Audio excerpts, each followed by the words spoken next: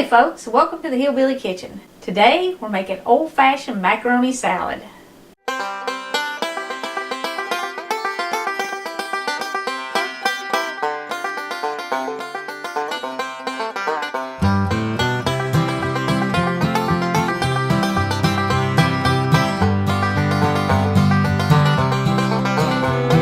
this is kind of a basic macaroni salad recipe. And you can add other stuff to it if you want to. You can even leave stuff out if you don't like it and substitute stuff. But once you have this basic recipe, what you can do with it, I mean, the stuff you can add to it is just unreal. So what you need to start with is I'm doing a half a pound of uncooked macaroni, 8 ounces. If you wanted to do a whole box, you would need to double everything else here if you were making it for a great big crowd. So I started with 8 ounces of uncooked macaroni. Just cook it according to the package directions. 3 hard-boiled eggs, 1/3 cup of sweet pickle relish, 1/2 cup of mayonnaise, and I've got a tablespoon of lemon juice and a tablespoon of sugar, and about 1/2 teaspoon of onion powder, 1/2 teaspoon of salt, and a little bit of pepper, maybe 1/4 teaspoon to flavor it with. And I've got kind of a medium to small carrot here that I diced up really fine, and I'm using the carrot mostly to add texture and color to it. And I'm using carrot because carrot's one of those vegetables that everybody can eat, so you can get that texture in there, that tiny bit of crunch, without having like onions in that a lot of people just cannot eat raw onions for different reasons, or kids won't eat an onion. But you dice these up really small and you get the texture and you get some color, and it really adds a lot to it if you can't use the onions. You could also use some chopped red or green bell peppers in this. That would be delicious, but I'm kind of doing the basic recipe. So the boiled eggs, you just want to chop them, mash them, whatever. You can use a fork, you can use a potato masher, you can even use your hand and just squish them. Now, I said that I did the pasta according to the package directions. I cook my eggs and my pasta in together. I put the eggs in my pot when I start my water with salt. And I always put salt in my pasta. It keeps it from sticking together. And in this recipe, you're going to rinse the pasta when you're done cooking it. So you don't really need to worry about the salt that you add at the beginning. If you want to adjust the salt or use a salt substitute or something, you can do that when you get to this part of the recipe.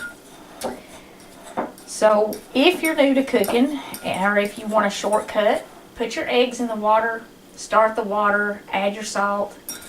You can cook it in one pot. Make sure you get your water to a full rolling boil before you add your pasta. And then once you add your pasta, turn the water down just enough so that it doesn't boil over. You want to keep that full boil the whole time you're cooking it. And if you don't, if you put your pasta in cold water, it's going to stick together and lump up, and you're going to have this pasta brick in the bottom of it. And you just want to stir it a few times. Like this is regular pasta. It cooks in like 9 to 11 minutes. If you're using thin wall pasta, it'll cook much faster. And if you cook the eggs in with it, you're going to want to let your eggs boil for 3 or 4 minutes before you add the pasta. But regular pasta, the eggs will be done when the pasta gets done.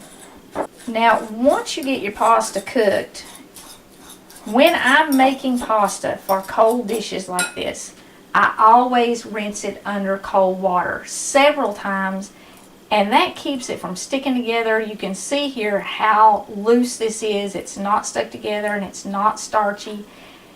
It gets rid of that excess starch and keeps it from sticking together, but it also stops the cooking process. So when your pasta gets as tender as you want it in your macaroni salad, you want to rinse it in cold water. If you don't, if you leave it in that hot water, or if you just drain it, it's going to continue to cook, and then that's going to make your pasta salad sticky and mushy, and you don't want that. Run cold water over it, and drain it, run cold water over it, or put it in a colander and run it under cold water for quite a while. to make sure you stop that cooking process and get all that excess starch off of it.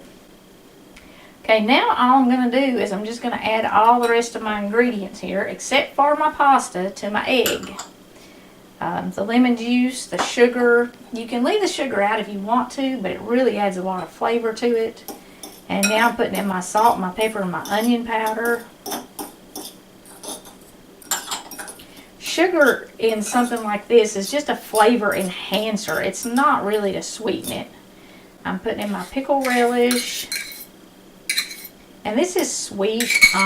You could use dill pickle relish, but it's going to totally change it. So if you want that flavor, if you want to go for a more sour flavor, you can definitely use dill pickles in this. Go ahead and add your mayonnaise and your carrots. You want anywhere between a quarter cup and a half a cup. Like I said, I just used kind of a medium small carrot. If you were using bell peppers in it too, you might want to cut the carrot down and add, you know, like a quarter of a cup of carrot, a quarter of a cup of pepper, maybe a quarter of a cup of chopped onion. But whatever you do, chop it kind of fine, because it's just supposed to add a little crunch to your pasta salad or your macaroni salad, but you don't want to have those big chunks of vegetables in it to eat. You do want to kind of combine all these ingredients before you add your macaroni, because if you put the macaroni in here and then you stir until all this stuff is combined, it will kind of tend to break the macaroni noodles up, and then you won't have the texture you want. You'll have little bitty bits of pasta mixed all in your dressing, and that doesn't make good macaroni salad. And then just add in your macaroni, and you want to kind of fold this in.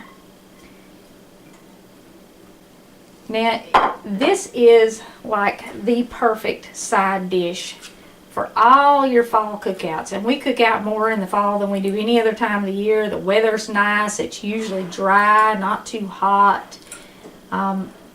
All your tailgate parties and your football parties, I know everybody's just watching college football this year, but people are still having a lot of fall get-togethers, fall festivals, hot dog roasts, anything like that. It's a great side dish for pulled pork or barbecue sandwiches, hamburgers, any kind of cold sandwich even. This is a really good side dish for it.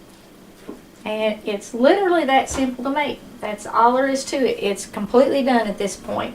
Now it is better if you make it at least a couple hours ahead of time and put it in the refrigerator.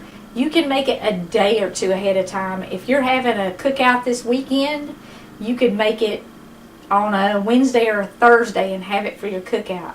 Quick side dish for weeknight dinners. You know, a lot of times in the summer especially, I'll make this and coleslaw and potato salad, and we'll have the three in some combination, maybe with baked beans, all week long, and I won't cook a lot of side dishes. I'll just make us some kind of main course to go with it.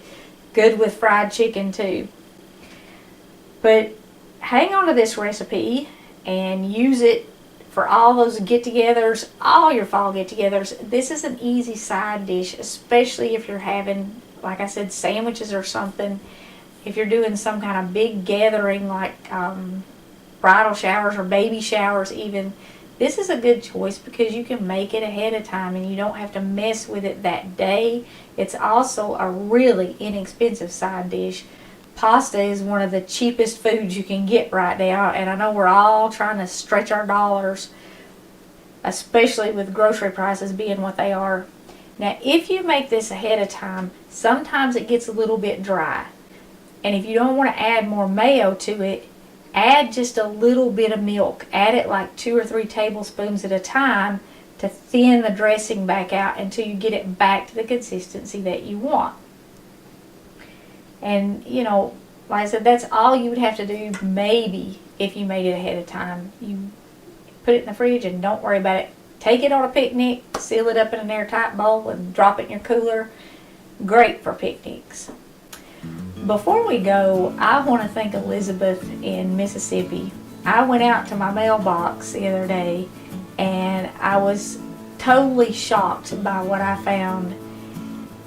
Your gift was so generous, and I really don't even know how to thank you for it.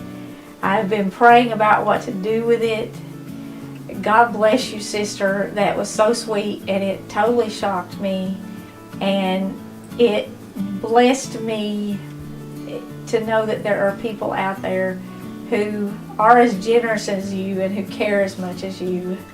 Thank you. And thank all of y'all for joining us in the Hillbilly Kitchen. Please don't forget to click like and subscribe before you leave. And until next time, remember to put God first.